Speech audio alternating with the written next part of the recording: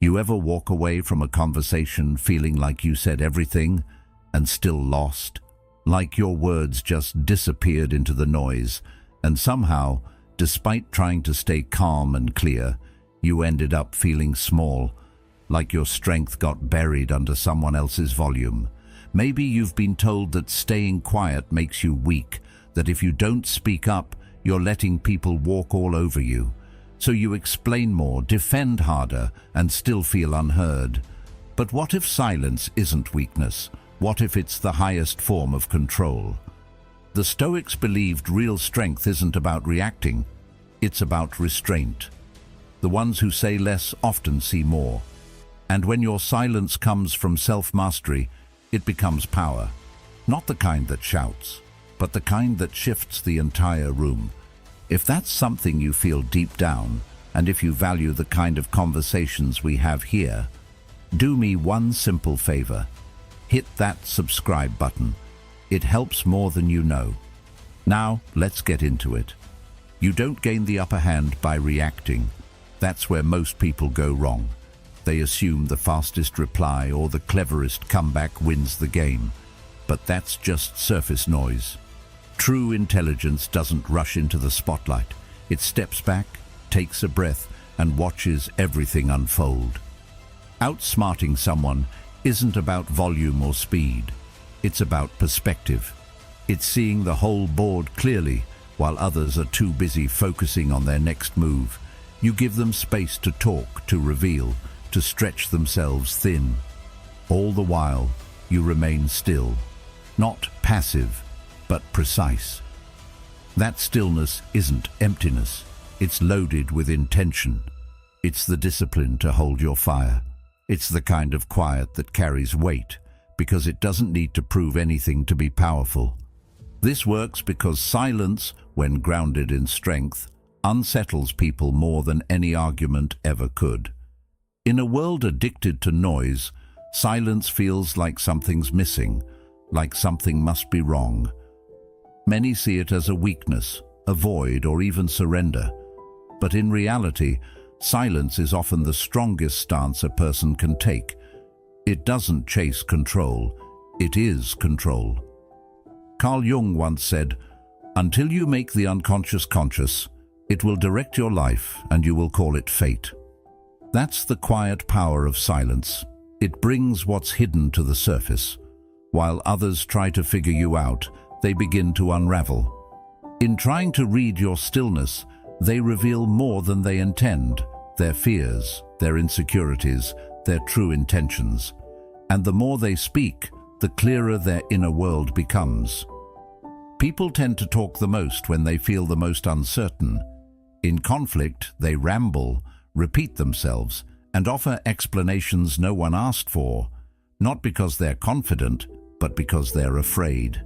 Afraid of being wrong, afraid of being exposed, afraid of what might surface if the talking stopped. The noise becomes a shield, a way to cover something fragile underneath. It's not always self-expression, it's self-protection. Socrates said, "The unexamined life is not worth living," and that's exactly what many avoid. Without reflection, without real clarity, they rely on words to fill the gap, not to reveal the truth, but to hide the fact that they don't fully know it themselves. There's a quiet irony in the way people behave under pressure. The louder they get, the more you see what they're trying to hide. It shows up in those moments when someone can't stop talking, can't stop explaining. They aren't trying to convince you, they're trying to convince themselves. The uncertainty inside leaks out through every word. Plato captured it perfectly. Wise men speak because they have something to say, fools because they have to say something. And in any room, that difference is easy to feel. One person stands firm, grounded, unshaken. The other floats, grasping for certainty, for control, for approval they can't quite get. But when you don't give them anything back, when you stay composed, quiet, unfazed, something shifts. Without your resistance, they lose their anchor. They begin to unravel, not because you're doing anything, but because you're doing nothing. your stillness becomes a pressure of its own. They start talking more, louder, faster, trying to fill the uncomfortable silence that now surrounds them. But the silence doesn't go away. It reflects everything they're trying to bury, and that's what shakes them most. Because silence doesn't lie.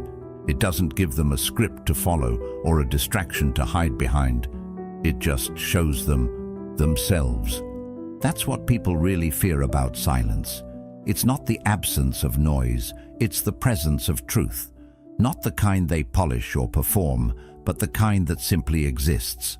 Aristotle once said, "Knowing yourself is the beginning of all wisdom." But knowing yourself means slowing down, being still, and letting the noise fade. And for many, that's unbearable. Because when the distractions stop, they're left with thoughts they've avoided for years. So they talk, they argue, they deflect, not to reach you, but to escape themselves. To outsmart someone, the first thing you do is take control by refusing to play by their rules. Most people aren't looking for understanding when they argue. They're looking for dominance.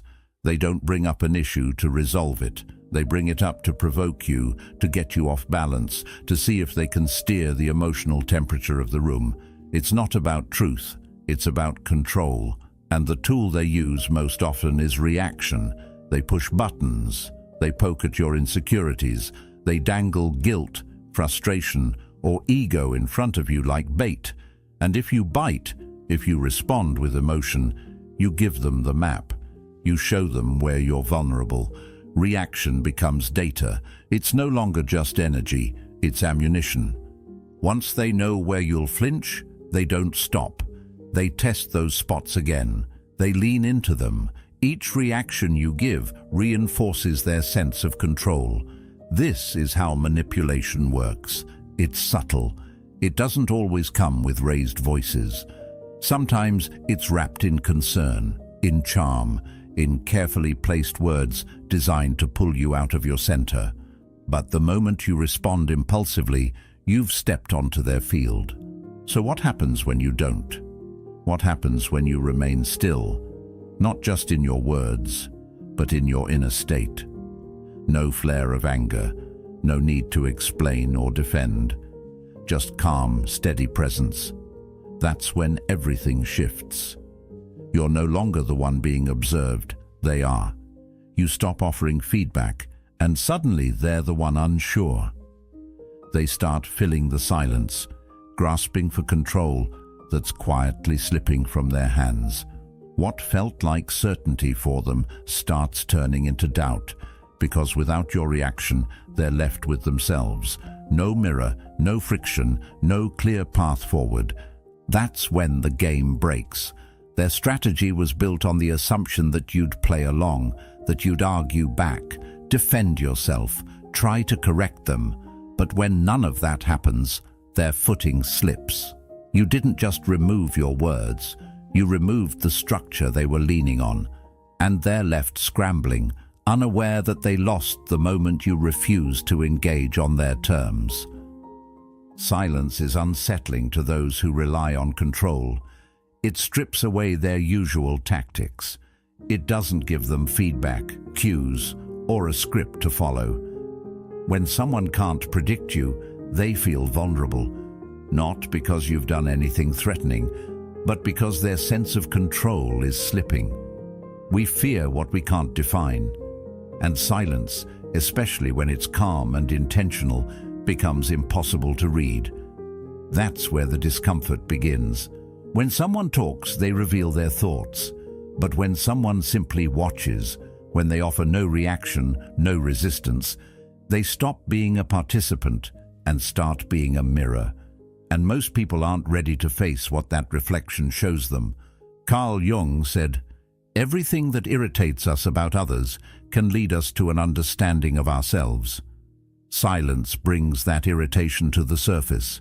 It's raw, unfiltered, and it doesn't let them hide behind a story.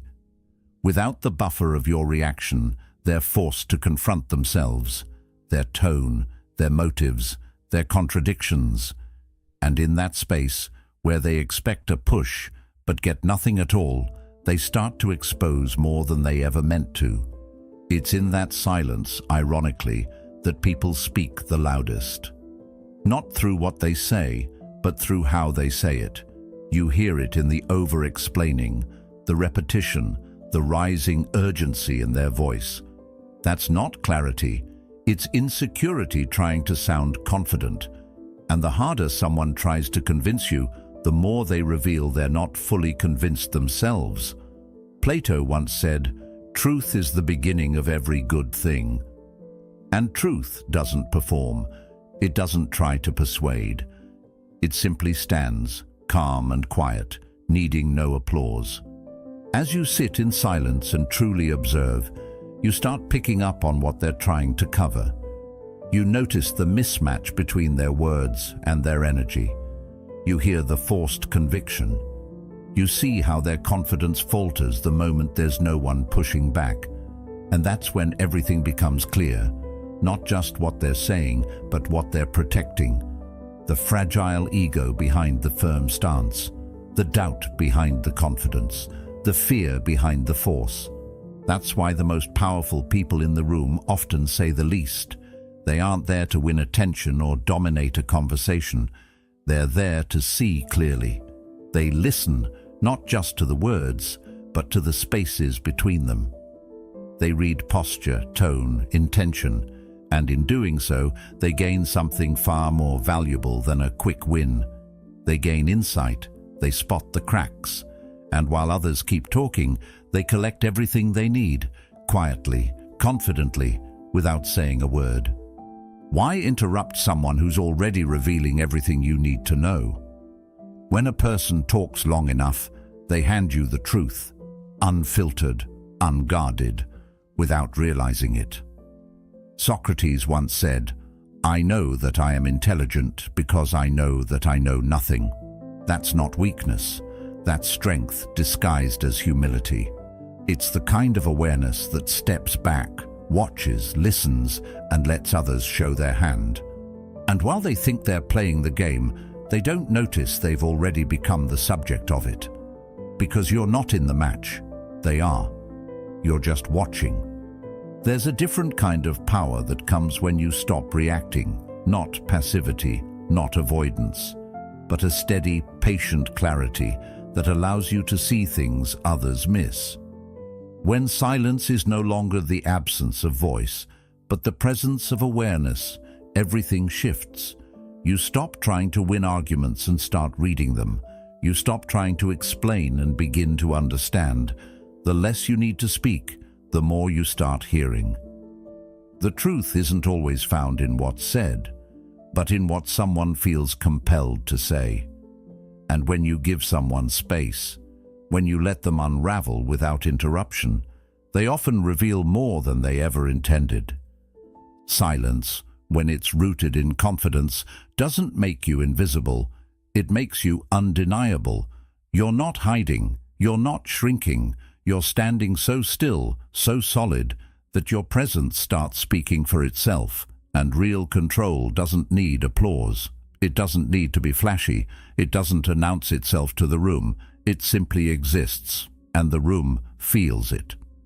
Carl Jung captured this when he said, "He who looks outside dreams. He who looks inside awakes." That inner awareness, that unshakable calm, becomes a shield nothing can penetrate. Because once your strength comes from within, there's nothing external that can take it away. Think of the person who remains calm in a heated exchange, not because they're suppressing something, but because they've mastered it. They're centered, steady, fully present. The energy in the room bends toward them without effort. The louder voice starts to lose its footing. The aggressive stance begins to tremble, because the pattern they're used to, push, provoke, argue, suddenly stops working. And in that stillness, their words begin to echo back. They start hearing themselves without your interference. And often, what they hear isn't impressive. It's fragile. That's the moment when silence becomes more than just stillness. It becomes a kind of mirror. and most people don't like what they see when it's held up to them without distortion.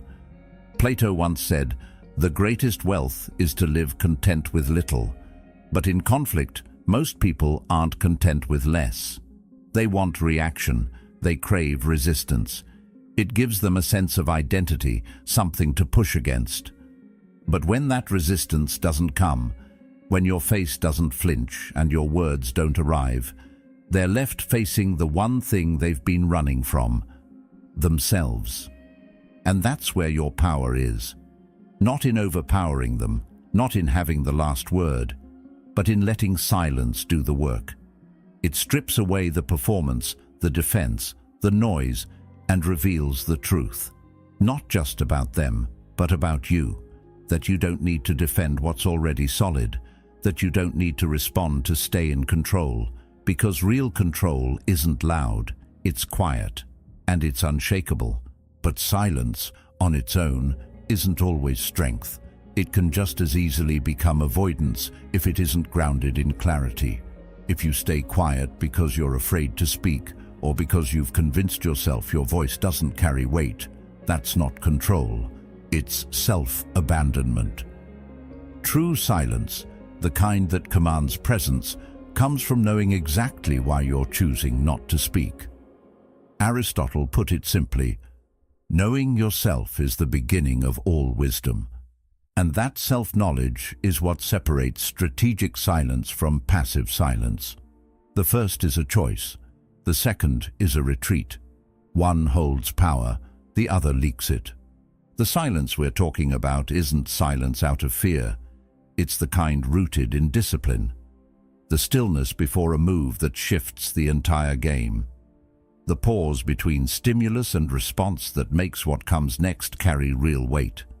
It's not about withholding, it's about wielding. And the moment you can pause when every part of you wants to react, you flip the entire dynamic. You stop being the one pushed around by someone else's emotions, and you become the gravitational center of the interaction. When you stop reacting, you change the rhythm. You take the predictability out of the exchange. That alone causes a shift. The one who was loud, certain, demanding, now they're second-guessing themselves. The confidence turns shaky. The volume starts to mask uncertainty because people expect a reaction. They're used to triggering one, and when it doesn't come, they don't know what to do. That's the real disruption, not the silence itself, but the unpredictability it introduces. And unpredictability has always carried power. It unsettles people. It strips away their certainty and replaces it with doubt.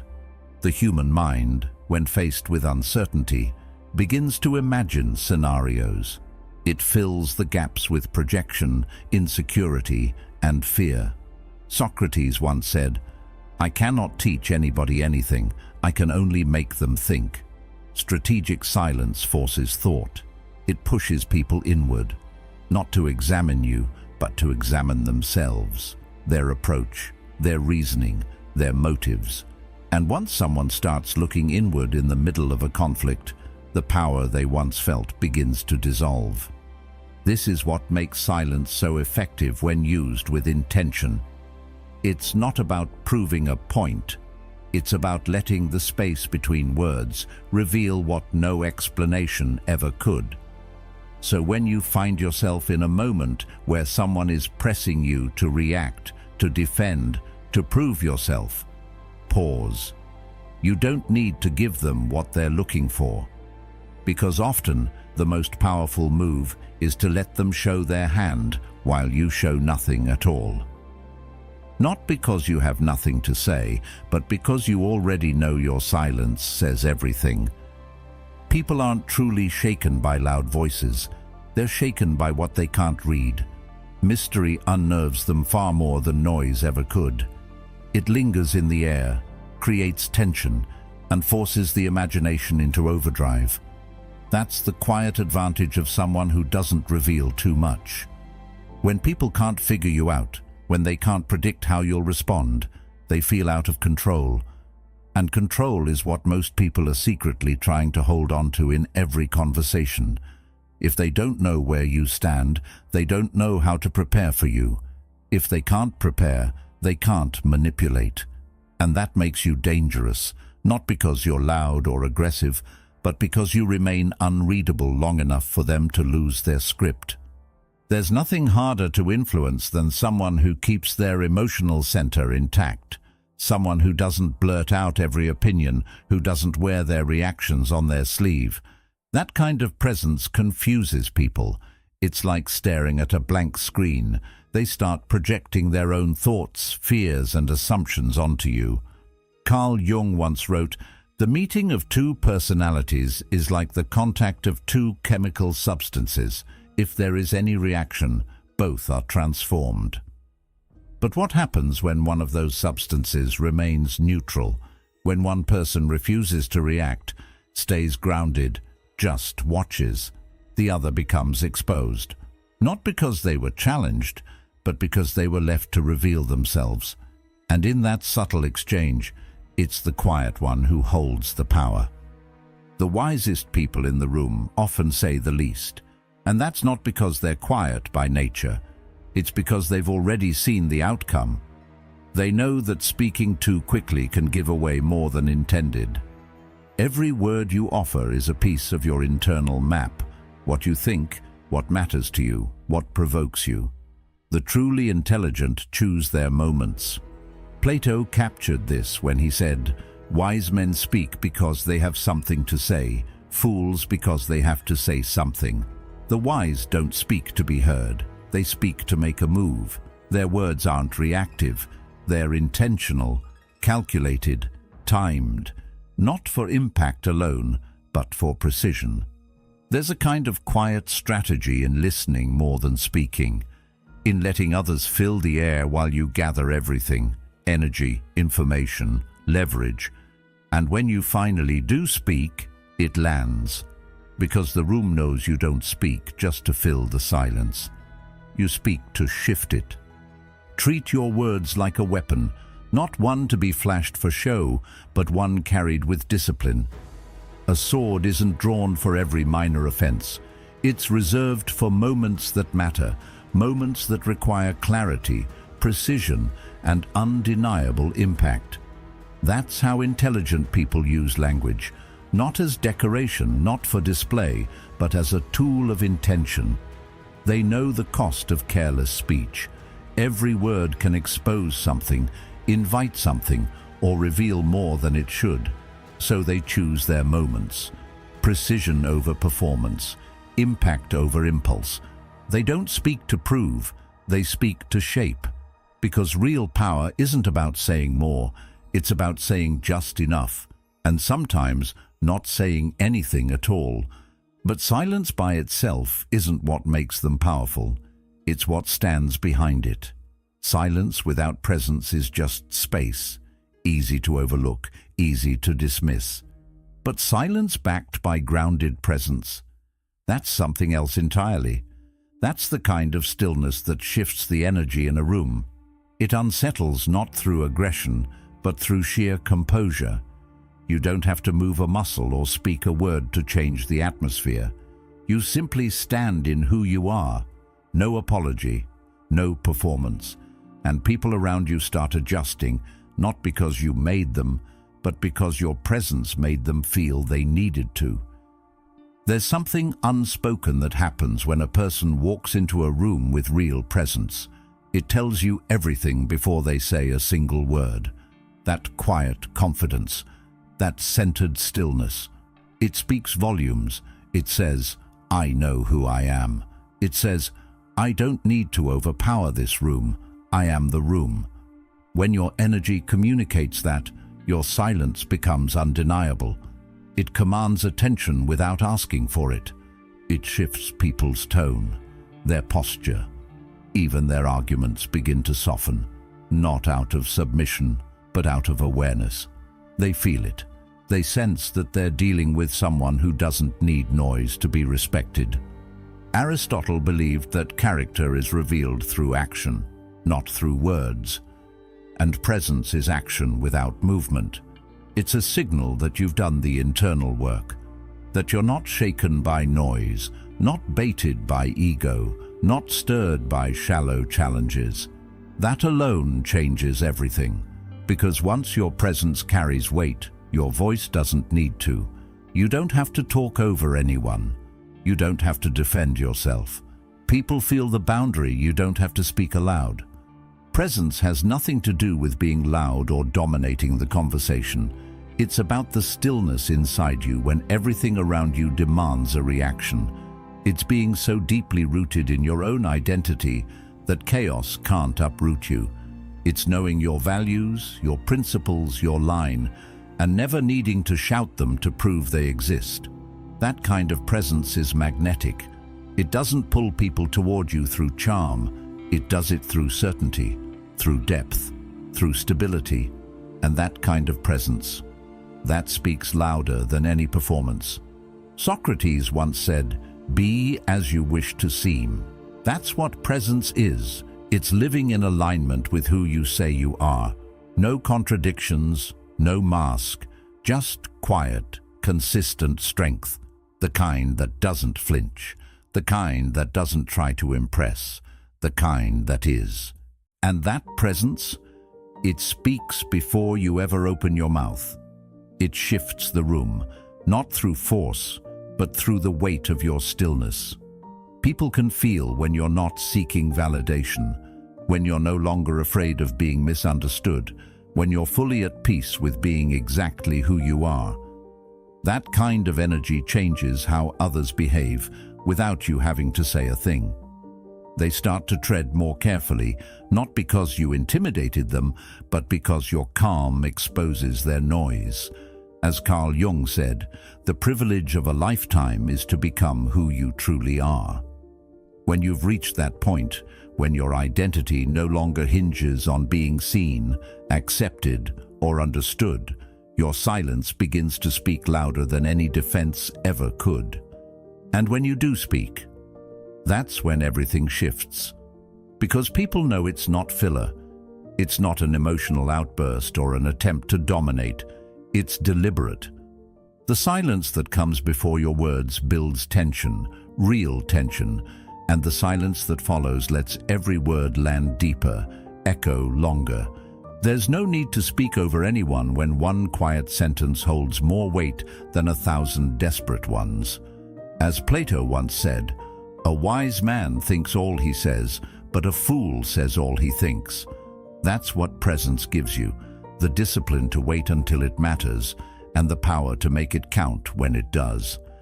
But how do you reach that level? How do you become the kind of person whose silence commands more than most people's speeches?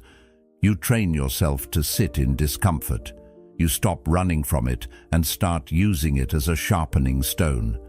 You learn to stay still when someone misjudges you, when they throw unfair labels, when they assume things you know aren't true. Your ego will want to fight back. It will scream for the last word, the correction, the need to be seen clearly. But real strength is found in resisting that scream. It's in choosing peace over performance. Aristotle said, "Knowing yourself is the beginning of all wisdom." And when you truly know yourself, no one's misunderstanding can shake you. You don't need to chase clarity from others. You already have it within. That level of self-possession is rare. That's why it's so powerful. Because once people realize they can't provoke you, that they can't drag you into their emotional maze, they lose control of the narrative. They can't play a game you refuse to join. And when you stop needing to defend yourself, when you let go of the urge to be understood, you become immune to manipulation. That's how manipulators work. They fish for reactions. They poke until they find an open wound. But if you don't react, they have nothing to work with. You give them no blueprint, no access, no entry point, and that makes you untouchable. So the real question is, can you hold your ground in silence while the world tries to pull you into noise? Can you sit with being misread and still remain steady? Can you trust your truth enough to let it speak for itself, even when others can't hear it? Because in that silence lies your control. In that restraint lives the strength most people never find. It's in that stillness, that refusal to explain or defend, where your power fully emerges. Let go of the need to be right, the need to be seen, the need to be cleared of someone else's misunderstanding. That need is not power, it's dependency. It's your ego's plea for acceptance disguised as logic. But when you release that need, when you stop asking for permission to exist as you are, you step into something far more grounded. You become the kind of person who doesn't have to prove anything, because who you are already proves it. What do you put in place of that constant urge to react? You replace it with observation, real, focused attention. You let patience take the lead. You sit in stillness, not because you're frozen, but because you're thinking. That kind of stillness isn't passive, it's tactical. It's what happens when you're watching the entire board unfold while everyone else is too busy chasing their next move. Carl Jung said, "Who looks outside dreams, who looks inside awakes." The moment you stop reacting, you start tuning in, not just to what's happening, but to the why behind it. You begin to see the performance underneath the words. You start noticing who's speaking from truth and who's just trying to keep their mask from slipping. There's a pattern to it. The nervous energy hiding behind confidence, the repeated explanations, the constant need to be right, the passion that feels more like panic. You can hear the cracks in their voice, see the hesitation in their rhythm, feel the overcompensation in every word. Plato once said, "Truth is the beginning of every good thing," and truth doesn't shout, it doesn't over-explain, it doesn't try to convince you it's real, it just is. That's how you know. When someone tries too hard to prove something, it's often because deep down, they don't believe it themselves. So what do you do when you see it? Nothing. That's the power. You don't need to correct them. You don't need a cutting line or a brilliant comeback. You just hold the silence and let them unravel in it. Every word they speak becomes a reveal. Every attempt to hold control starts pointing directly to where they feel least secure. Their own noise does the work for you. All you have to do is give them the space to fill it, and they will. They always do. That's when the argument falls apart, not because you picked it apart, but because it couldn't hold itself up. You didn't engage, and still, you won. How? By never playing the game in the first place. You don't outtalk people who want a reaction. You outweight them. You stay steady. You let the noise spin itself out until the truth stands alone. Their contradictions, their cracks, their insecurities, they surface naturally without you needing to say a single thing. That's how you outsmart someone. You let them reveal everything while you reveal nothing. But here's where people get it twisted. Silence alone isn't always power. If you're staying quiet out of fear because you think you don't matter or because you've been taught to shrink, then that silence is just a cage. It doesn't protect you, it isolates you, and over time it turns into resentment, the kind that builds quietly until it breaks you down from the inside out. Powerful silence is a choice. It comes from knowing exactly who you are and deciding that you don't need to prove it. It's not rooted in fear, it's built on self-respect. Because when your silence comes from a place of strength, it doesn't suppress you, it elevates you. It becomes a calm that no storm can shake. But when it comes from fear, it steals your voice long before you ever get the chance to use it. And that kind of silence doesn't make you powerful, it makes you invisible. So if you're going to be quiet, make sure it's because you're choosing not to speak, not because you've forgotten you're allowed to. So, how do you know the difference? How can you tell if your silence is a weapon or a cage? It's in the intention. If your silence feels like peace, grounded, alert, aware, then you're holding a weapon. If it feels like suffocation, like self-betrayal, like retreat, then you're hiding. Socrates said, The secret of change is to focus all of your energy not on fighting the old, but on building the new. Silence used wisely builds. It strengthens your position. It gives you space to grow. But silence used to avoid becomes a prison. In a world that never stops talking, your silence can become your greatest statement. You don't need to shout to be heard. You don't need to explain to be understood.